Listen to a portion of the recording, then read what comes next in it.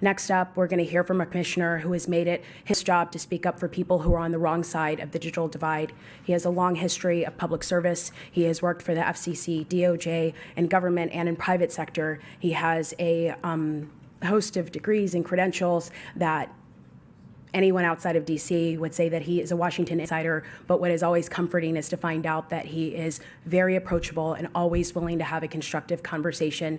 Please welcome Kansas native Commissioner Geoffrey Starks.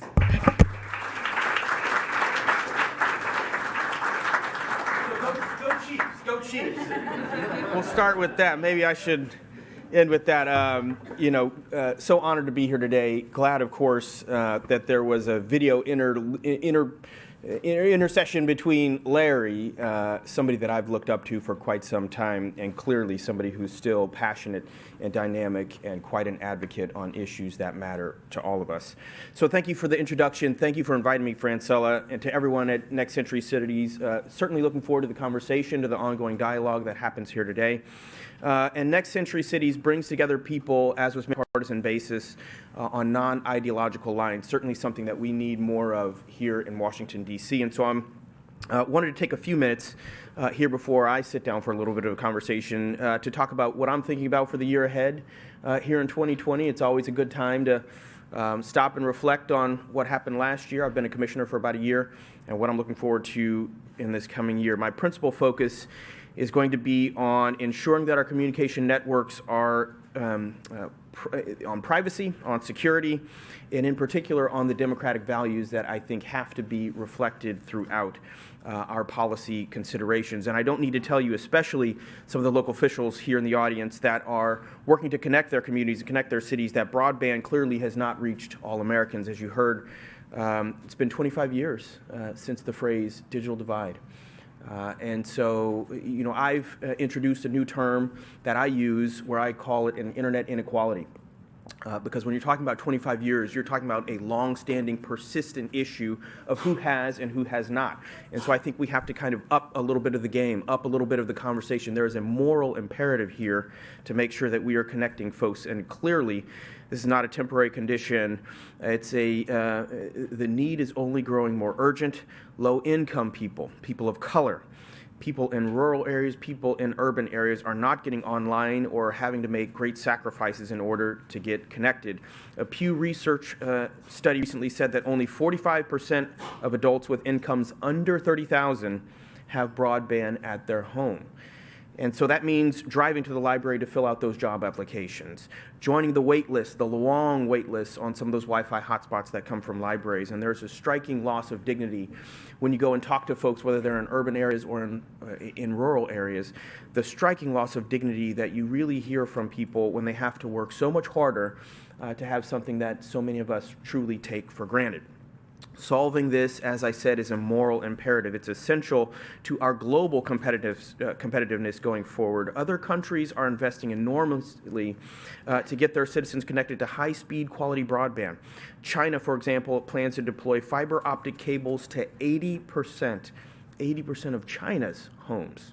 And if we're leaving millions of our fellow Americans behind, our country is truly going to fall behind. And at the FCC, one of the vehicles, the prominent vehicle that we have for this is the Universal Service Fund, where we distribute millions of dollars each year, billions of dollars, bringing unserved communities broadband. The problem, nevertheless, persists.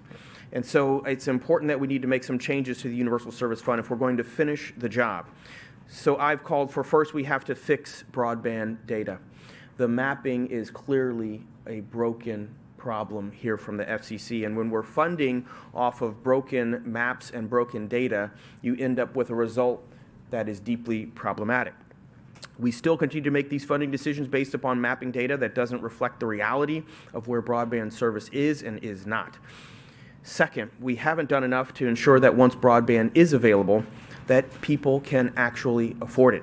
Affordability is something that I have called for and I'm going to continue to call for over the course of my commissionership. The average family, the average American family spends $2,700 per year on their internet, on their cable, and on their phones.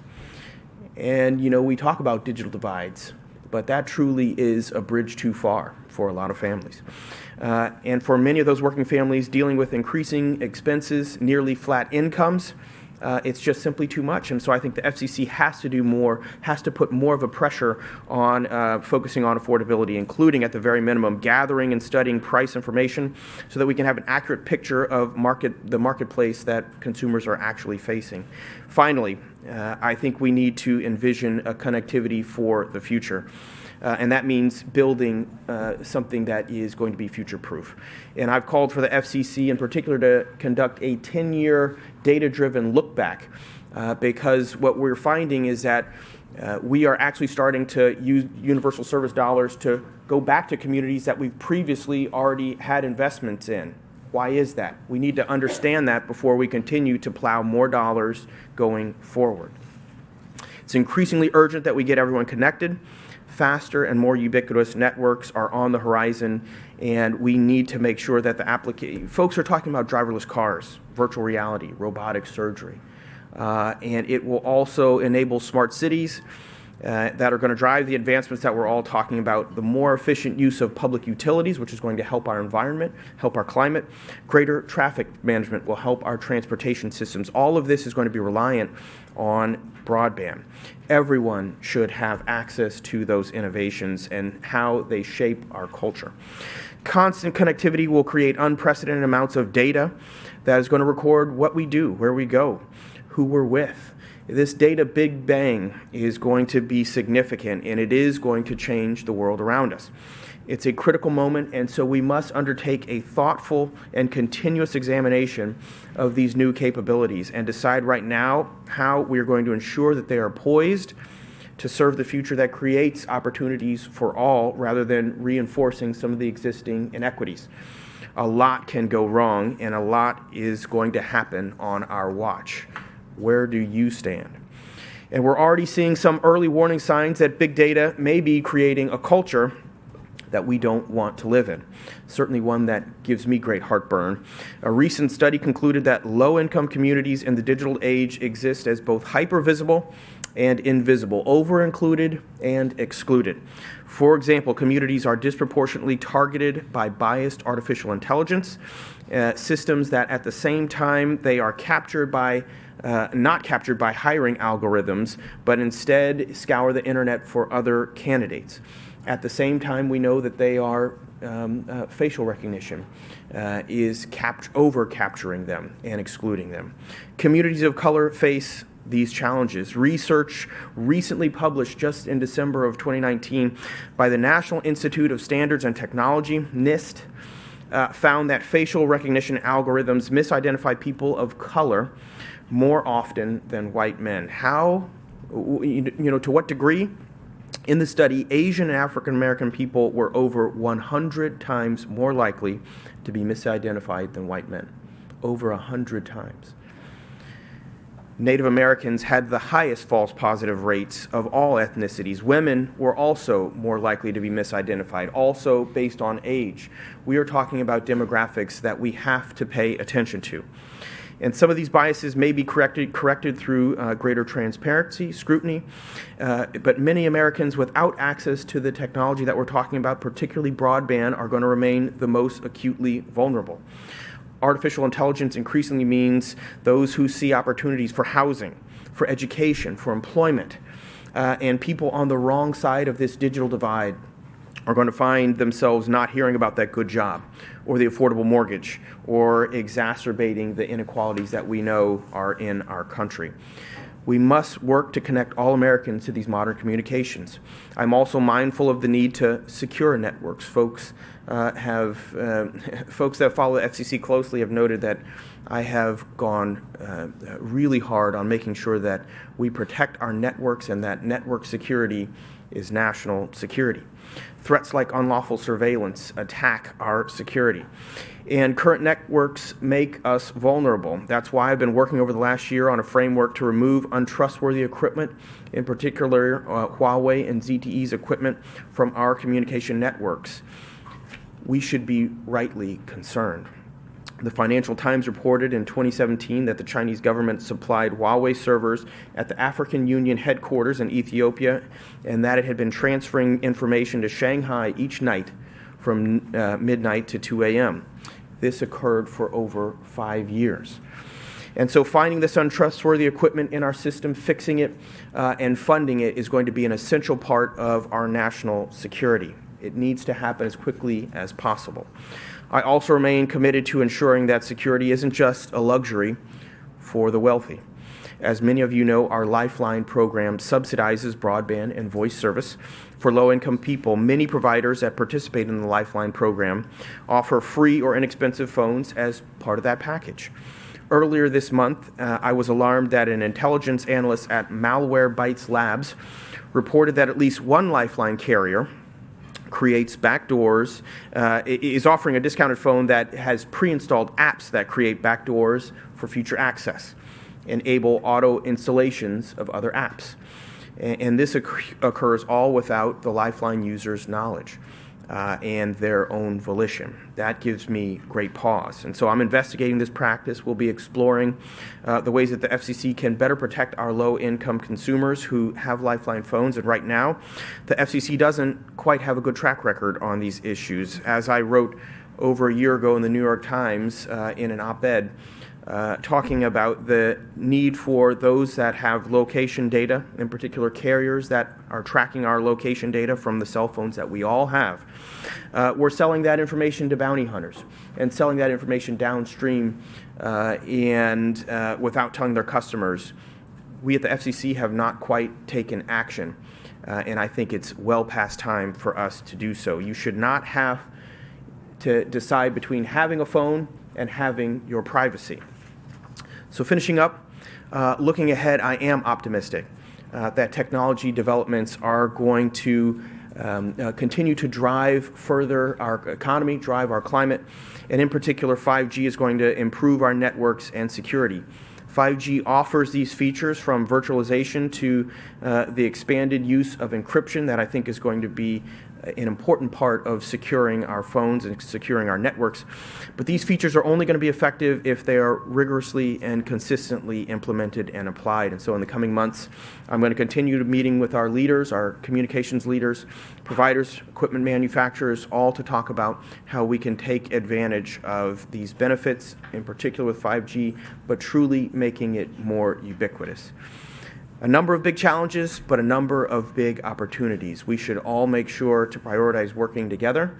And I'm glad to be here today to hear your thoughts and what you're working on. And if we can work together, we can build that future for a more advanced, a more secure, a more prosperous future, and more equitable for all. So thank you for having me share a couple of my thoughts with you, and looking forward to a little conversation here. Yeah.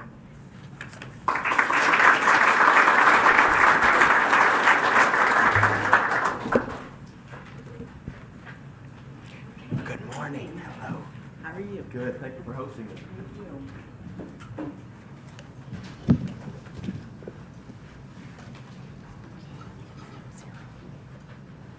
Okay. Well, good morning, and I have the honor of doing the Q&A with Commissioner Starks, right. And it is quite an honor. Thank you, Next Century Cities, for arranging this. So, just a few questions. First of all, I like the internet equality term. I mean, I've been around whenever the digital divide term was coined, so I'm not quite a Social Security age, but I've been around. And thank you for your commitment for improving the quality of the broadband mapping data. Yes. So the next panel will be discussing the difference between broadband access and adoption, noting that affordability continues to be an ongoing obstacle. And you mentioned this as far as the FCC looking at the quality of the data. Will you support the FCC collecting and making publicly available broadband pricing information? Yes, I think affordability is an integral part of extending broadband here. For folks that know how I got interested in technology issues, and ultimately kind of set on the path of ultimately becoming an FCC commissioner, I was back in Kansas City. Where I was in a black barber shop back home, and was truly getting my hair cut, and a very timely, this was about 10, 11 years ago, was getting my hair cut, and we were arguing about the Chiefs. And if anybody you could abstract it and they could talk about any debate, but in particular when you're talking about a sports debate, lots of times people have their own opinions, strong opinions, but they don't frequently have their own facts, and they don't have their facts straight. And so we were talking about the Chiefs arguing, and I remember I got up from the chair, and I said, well, let's all go home and look it up. And then when I come back and get a haircut next time, we'll figure out who's right and who's wrong. And as I'm getting up from the chair, everybody's kind of looking at me like, what is he talking about? And again, this is 10, 11 years ago. Where would you go look up Chiefs facts? And it quickly dawned on me, very quickly, that I was the only person who had fixed internet, broadband, to my then apartment in Kansas City. And so you're talking about a whole barbershop full of African-American folks who really did not have any connectivity. And I distinctly remember walking out and thinking, I hope somebody is trained, focused on that issue, because this is a community that is getting left behind. And so certainly now it's something I think about every day. So it's my problem, but it's all of our problem, really. And so I think affordability is a critical aspect of this. With universal service dollars, I have laid out that I think that we absolutely have to have our universal service folks provide an affordable option if we're paying for them to get broadband out. That's certainly on the rural end. With regard to affordability, like I mentioned in my remarks, $2,700 the average American family pays for their phone, for their internet, for their cable. And for a lot of folks, that's just simply not going to work. And so these phones are powerful now. They do more than ever. But they really are very hard to do work on, to do homework on. It would be very hard to have your phone do your kids' homework. It's very hard to fill out a job application in a lot of ways. To telework. How many people in this room telework, from home at some point, right? And obviously we're talking about a certain cohort here, but we all telework. One of the things that I've started to think about truly is the future of work. You heard some of the remarks from Larry Irving, and I see it more clearly from my aperture that the future of work is going to displace a lot of folks who do something that can be automated, something that is repetitive. And so a lot of folks are going to need to start to work from home. We need to make sure that they have the affordable options that they need to make sure that they get connected. Thank you. So what is the agency doing to ensure that providers submit maps that reflect accurate coverage and performance data? Should there be penalties for repeat offenders? Well, I'm glad you asked, because this is an issue, as was mentioned in my bio, I worked at the Department of Justice in the Obama administration. I was an enforcement lawyer for the FCC before I became a commissioner. And so making sure that the enforceability of our rules is something that means a lot to me, and I think is something that we really have to focus on. In December, we had a $4.5 billion program that was called Mobility Fund 2. And the program was basically designed to get mobile service out to more rural areas, more folks that otherwise do not have connectivity. We had to mothball the program because the carriers that submitted the data, it was so poor, we actually couldn't even make funding decisions based upon how truly inaccurate the data was. It turns out in December that the chairman announced that we weren't going to hold folks accountable for submitting that poor data. The report that was issued by the chairman said that this data was so inaccurate that it would have led to miscalculations, misallotments of money. But we weren't going to hold folks accountable essentially because they've been submitting such poor data all along that there was nothing that we were really going to be able to do about it, to hold them accountable for. I thought that was the wrong way to go. I thought we should have held folks accountable because Americans are depending on us to make sure that we hold folks accountable when dollars are going to flow to misappropriated ways. And so I do think, to answer the question more clearly, that the FCC has fallen down on its task there in a lot of ways. Next question. Do Yeah. FCC commissioners solicit information from citizens and local governments on their funding and implementation challenges for broadband deployment? Aside from public comment, how does the FCC gather input on its the policy proposals? Yes, obviously I won't speak for for the other commissioners, but I do know that all of us do travel. We do all get out to see communities. I know it's been a specific priority of mine over the last year and something that I continue to do. I think of the librarian that I met, Miss Cynthia Aguilar, down in Albuquerque. She's in one of the pueblos there at Santo Domingo. She's a librarian, and when I sat down with her, she specifically told me that getting broadband here to our small community was the same as when the trains came to town. That's how much it had impacted the community, that they were able to change and feel that they were in the modern world. I meet with Miss Eleanor, who was out in the Grove Oak branch on the outside of Boston, almost as you get towards like Brookline. And she, part of the Tech Goes Home program that they have there at the Boston Public Libraries, was able to learn how to use the internet for the first time, was able to get a computer through a program. If you complete a 6-week program, they'll sell you a computer for, I think it was $25, something like that. And so she gets to use a computer. The library there is actually adjoined to a senior center that she was a part of. And so you're talking about somebody who, at her grand age, she didn't tell me her age, by the way, but she was in the senior center, got connected for the first time. And what she really loves to do, with a twinkle in her eye, is she told me she likes to watch YouTube line dancing and learn new dances. And so there are so many ways. I'm going to be traveling to Miami this coming weekend. Unfortunately, I'm going to miss my Kansas City Chiefs playing in the Super Bowl. But I am going to Miami this coming weekend, and one of the things I'm looking forward to seeing there is a community where they're taking women who do not have the set of skills, do not have the educational attainment that might otherwise make them employable, but they send them through a course, like a 12-week course that gives them the skills, teaches them how to code, teaches them how to be computer literate, digitally literate, and then puts them into the workforce. And so it's a tremendous program that I'm looking forward to seeing.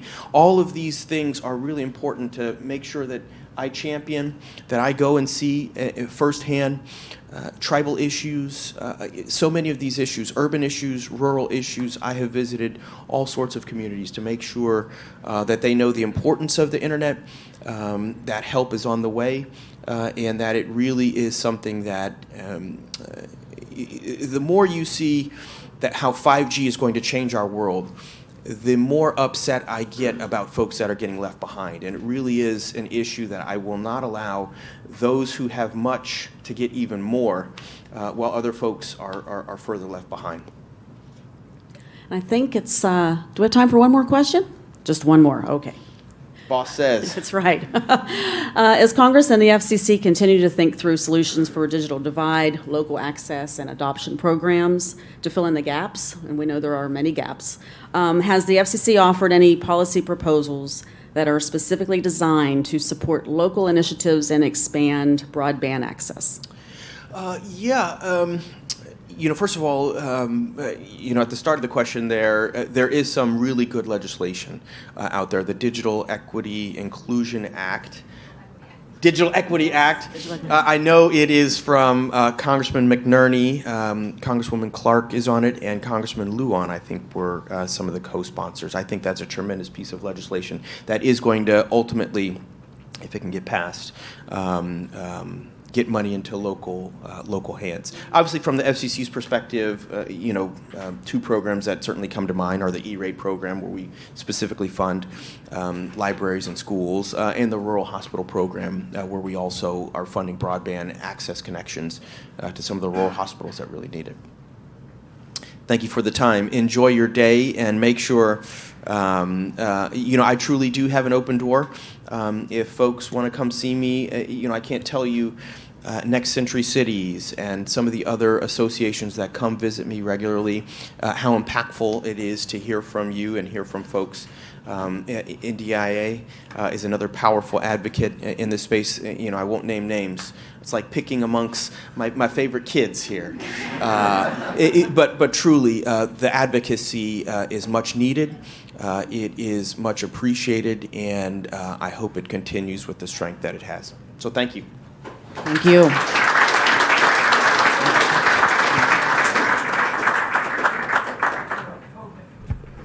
Thank you very much, Commissioner Starks, for making time. We appreciate you. And also to his staff, especially Austin Bonner, Elisa Valentine. Those are people who make things happen behind the scenes, and we are grateful for you. To Rondella Hawkins, you made a comment that it was an honor to have that conversation. And I think one thing that's really important is that it is an honor to have people from local districts in Washington, D.C., so that people do not forget that there is a local impact of the conversations that we're having.